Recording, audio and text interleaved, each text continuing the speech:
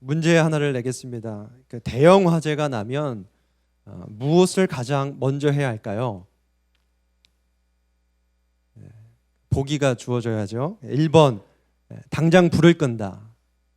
2번 당장 신고를 한다. 3번 일단 도망부터 간다. 몇 번일까요? 1번이라고 생각하시는 분 한번 손 들어보시고요. 당장 불은 안 끄시겠다는 거죠. 2번 당장 신고한다. 3번 도망부터 간다. 아유, 참여를 안 해주신 분들이 많습니다. 답은 3번입니다. 당장 도망부터 가야 합니다. 올해 소방청이 강조하고 있는 캠페인 중에 하나가 이겁니다. 대피 우선 캠페인이라고 하죠. 그래서 소방청에서 불이 나면, 대형 화재가 나면 신고보다 더 중요한 것은 대피하는 것이다, 그렇게 얘기합니다. 가장 최우선적으로 대피를 먼저 해야 큰 피해를 줄일 수 있다라는 캠페인을 지금 벌이고 있습니다. 불이 나면 화염 때문에 죽는 사람보다, 불 때문에 죽는 사람보다 연기 때문에 질식해서 죽는 사람이 훨씬 더 많다고 합니다. 유독가스 때문이죠. 그렇기 때문에 화재가 나면 다른 것 하지 말고 뭐부터 하라는 겁니까?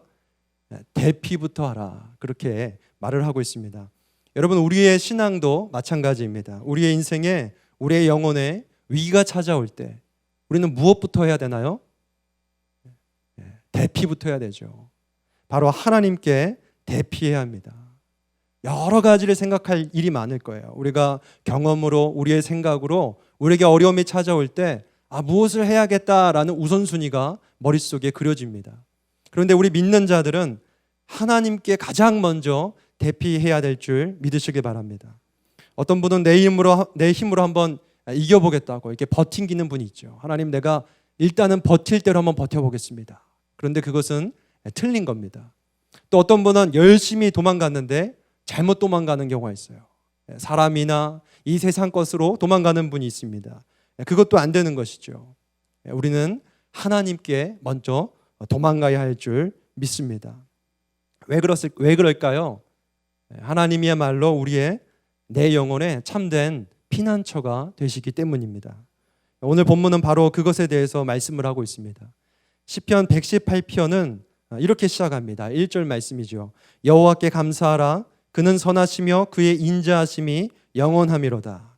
이 똑같은 말씀을 맨 마지막 절에서도 똑같이 반복하고 있습니다. 여호와께 감사하라. 무엇을 감사하라고 합니까? 그는 선하시며 그의 인자하심이 영원하시다. 그 인자하심과 영원함 때문에, 인자하심의 영원함 때문에 감사하라라고 말씀을 합니다. 그리고 5절부터 18절까지 왜 시인이 그렇게 생각하는지 자기의 경험담을 들려줍니다. 왜 하나님이 선하시며 인자하신지 자기의 이야기를 하고 있죠. 오늘은 우리가 그 말씀을 다 살펴볼 수는 없고 그 경험담 중에서 5절부터 14절까지만 함께 살펴보겠습니다. 우리 본문 5절 말씀 함께 읽겠습니다. 내가 고통 중에 여호와께 부르짖었더니 여호와께서 응답하시고 나를 넓은 곳에 세우셨도다. 대부분의 학자들은 여기에 나라는 사람, 1인칭의 시점에서 말을 하고 있는데, 여기 나라는 사람이 누군가 할 때 이스라엘의 어떤 왕이라고 그렇게 보고 있습니다. 그러니까 5절부터는 이 왕의 고백이죠. 왕이 자기의 고백을, 자기의 경험담을 이렇게 이야기하고 있는데, 내가 고통 중에 있을 때라는 이야기를 합니다. 고통이라는 말은 히브리어로 메차르라는 단어입니다. 메차르라고 이렇게 부릅니다. 이 메차르라는 단어는 사냥꾼이 사냥을 할 때 사냥감을 막 몰고 가죠. 그래서 막다른 골목에, 좁은 곳에 이르게 합니다. 그 사냥감을 가리켜서 궁지에 몰렸다라고 얘기하죠. 이 궁지에 몰린 사냥감이 느끼는 감정, 그것이 바로 히브리어로 메차르입니다. 우리말로 고통이라고 그렇게 번역되어 있죠. 왕이 마치 이 사냥감처럼 메차르의 상황에 처한 적이 있습니다. 이 고통 중에 빠졌을 때에 5절 말씀을 보니까 이 왕이 어떻게 하죠? 여호와께 부르짖었다, 그렇게 말씀을 합니다. 여호와께 부르짖자 여호와께서는 응답을 하시죠. 그래서 응답한 내용이 그 뒷부분에 보면 5절 뒷부분에 나를 넓은 곳에 세우셨도다, 그렇게 말을 합니다. 여기 넓은 곳이라는 것은 아까 우리가 살펴본 고통, 이 메차라는 단어와 대조되는 개념입니다. 고통은 궁지를 의미하죠. 좁은 곳, 나를 막 얽어매는, 나를 잡으려고 얽어매는 바로 그것이 고통이라면, 이 넓은 곳은 시편 23편에서 말하는 푸른 풀밭과 같은 곳입니다. 목자가 이 양을 푸른 풀밭으로 인도합니다. 왜 인도할까요? 잡아먹으려고 하나요? 이때 양은 사냥감으로서 양이 아니죠. 이 목자가 가장 아끼고 사랑하는 양이죠. 그래서 이 양을 마음껏 먹게 하려고 넓은 곳에 이렇게 이르게 합니다. 넓은 곳에서 양 마음껏 자유롭게 마음껏 뜯어 먹으라. 그래서 가장 안정이 있는 곳, 양에게 참된 자유가 있는 것이 바로 이 푸른 풀밭, 오늘 본문에서 넓은 곳이라 이렇게 번역된 곳입니다. 이 왕이 메차르의 상황에 놓여 있을 때 하나님께 부르짖습니다. 그때 하나님께서 이 왕을 들어 올려서 이 푸른 풀밭에 세우십니다.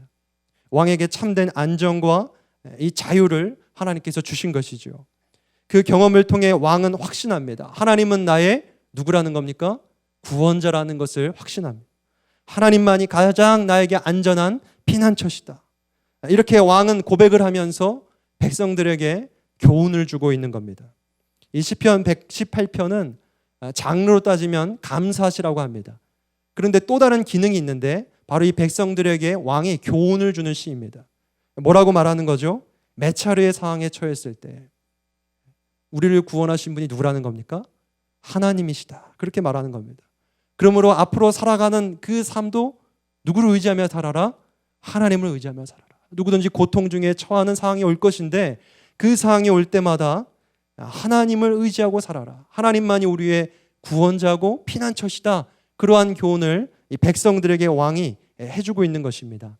그래서 6절 이하를 보면 하나님과 사람을 대조하는 그런 구조로 이렇게 말씀을 하고 있죠. 본문 6절 말씀을 함께 읽겠습니다. 여호와는 내 편이시라 내가 두려워하지. 이 비슷한 말씀을 7절에서도 똑같이 말씀합니다. 7절에서도 여호와는 내 편이시다. 그리고 그 뒤에를 보면 그래서 사람을 두려워하지 않겠다라고 말합니다. 그리고 이 8절 말씀을 또 한번 읽겠습니다. 여호와께 피하는 것이 사람을 신뢰하는 것보다 낫다. 여기서도 여호와와 누구를 대조합니까? 사람을 대조하죠. 그래서 사람을 신뢰하는 것보다 여호와께 피하는 것이 낫다라는 말을 하고 있습니다. 9절 말씀도 그렇습니다. 여호와께 피하는 것이 고관들을 신뢰하는 것보다 더 낫다 이렇게 말씀합니다. 고관들은 누구죠? 마찬가지로 사람들이죠. 힘 있는 사람들을 의미합니다. 그래서 왕은 하나님과 사람을 대조하면서 우리가 누구에게 피해야겠느냐, 우리가 메차르의 상황에 있을 때 우리를 넓은 곳에 세우실 수 있는 분이 과연 누구인가 이렇게 말씀을 하고 있는 거예요. 그래서 누구라는 거죠?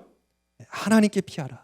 그런 교훈을 주고 있습니다. 이 말씀들에는 이 왕이 하나님을 향한 전적인 신뢰가 잘 드러납니다. 고통 중에 있다 할지라도 여호와가 내 편이라는 사실을 잊지 말라는 거죠. 하나님이 우리의 편이시니 우리가 사람을 두려워할 필요가 있겠는가? 사람이 어떻게 우리에게 어찌할 수 있겠는가? 그런 얘기를 하고 있습니다. 여호와께 피하기만 하면 안전하다. 이러한 하나님을 향한 전적인 신뢰가 왕에게 있고 또 백성들에게 그것을 가르치고 있는 것이죠. 5절부터 18절까지는 누구의 고백이라고 했죠? 왕의 고백이라고 했습니다. 하나님의 고백이다 이렇게 대답하신 분이 계시지 않죠? 왕의 고백이라고 그랬어요. 왕은 아무래도요, 나라 걱정을 많이 하는 사람입니다. 근데 이 왕은 이스라엘 왕이라고 했죠. 이스라엘이라는 나라는 다른 나라들에 비해서 굉장히 작은 나라였습니다. 지리적으로 보면 주변에 많은 강대국들 사이에 끼어 있는 나라였죠. 그래서 힘이 없습니다. 그렇기 때문에 왕의 입장에서 생각할 때에 이 이스라엘이라는 나라가 살려면 누구의 눈치를 봐야 되죠? 강대국의 눈치를 봐야 돼요.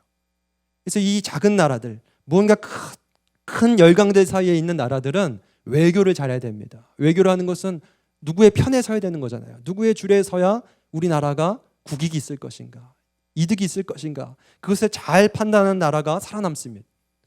반면에 눈치 없이 곧 망할 것 같은 나라에 붙으면 그 나라가 망하게 되죠. 이스라엘의 역사를 보면 딱 그러한 상황이 있었습니다. 남유다 말기에 국론이 갈라지죠. 어떤 국론이 갈라지냐면 우리가 애굽의 편에 설 것인가 바벨론 편에 설 것인가라는 이 국론이 갈라집니다. 이 애굽은 오랫동안 이 중동의 패권을 장악했던 그러한 제국입니다. 굉장히 오랫동안 힘이 있는 나라였죠. 그래서 이스라엘은 이 애굽을 많이 의지하고 살았습니다. 그런데 어느 날 바벨론이라는 이 신흥 바벨론이라는 나라가 이 중동을 동쪽부터 서쪽으로 점점 차지하기 시작했습니다. 정복해 나가기 시작한 겁니다. 그때부터 이 이스라엘 안에서는 국론이 갈라지죠. 우리는 누구를 의지할 것인가? 애굽의 편에 설 것인가? 바벨론 편에 설 것인가? 그래서 잘못 편 들었죠. 누구 편을 들죠? 유다 말기에 애굽 편에 들다가 결국엔 바벨론에게 망하게 되죠. 그래서 이 이스라엘은 자연적으로 생득적으로 누구 편에 설 것인가가 굉장히 중요한 나라입니다. 그런데 이 왕은 지금 누구 편에 서겠다고 말합니까? 하나님 편에 서겠다는 겁니다. 애굽의 편도 아니고 바벨론 편도 아니라 누구의 편, 사람의 편에 설 것이 아니라 우리는 하나님의 편에 서야 된다. 그래야만 우리는 살아남을 수 있다라는 믿음의 결정을 내리고 있습니다. 세상 나라는요, 누구 편에 서느냐가 여전히 중요합니다. 우리의 이 세계의 상황을 보더라도 다 자기의 라인이 있어요.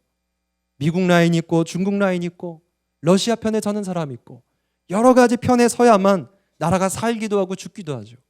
작게 보면 우리라는 사람도 마찬가지입니다.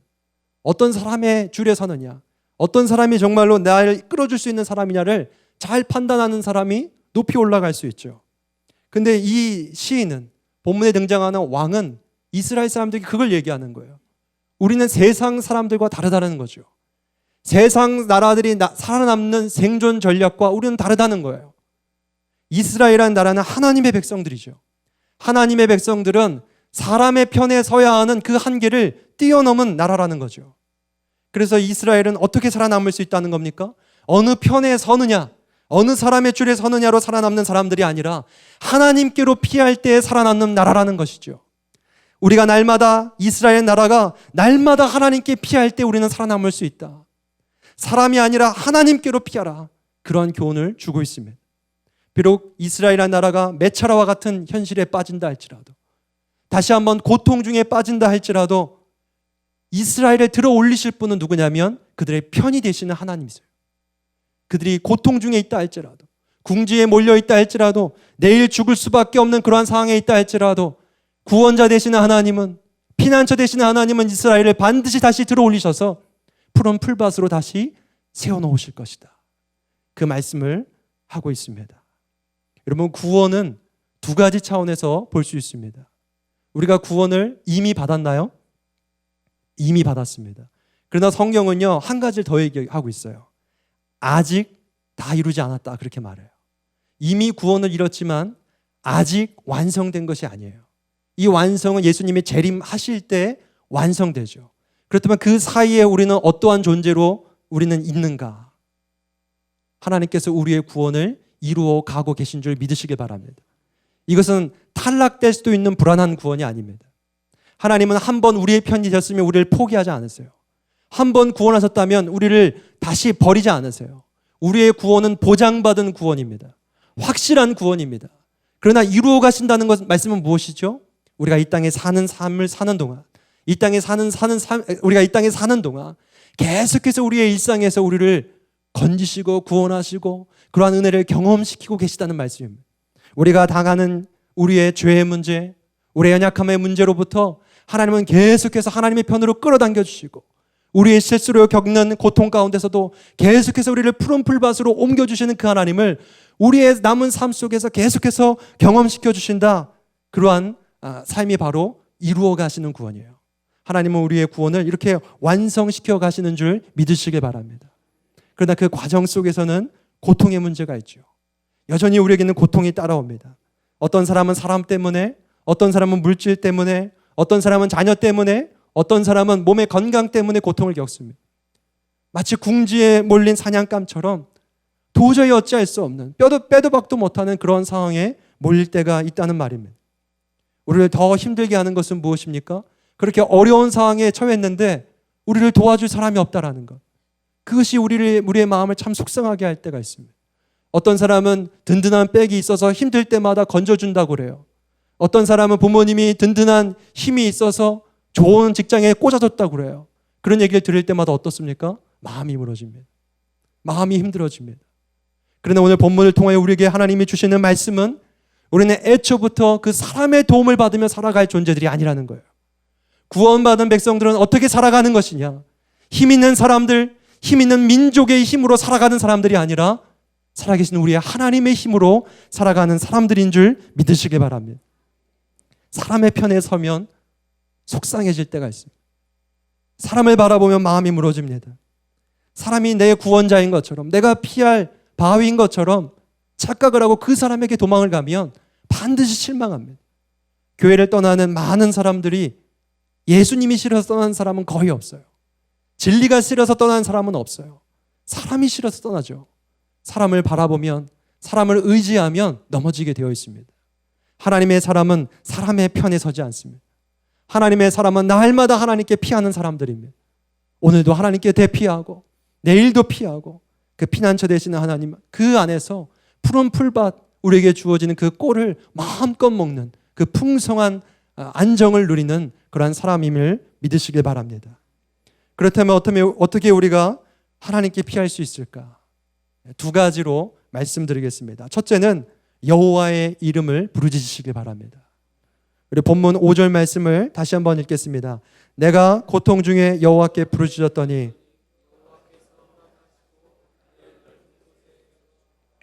이 왕이 몇 차례의 상황에 있을 때에 부르짖죠. 그럴 때 하나님께서 넓은 곳에 세워주십니다.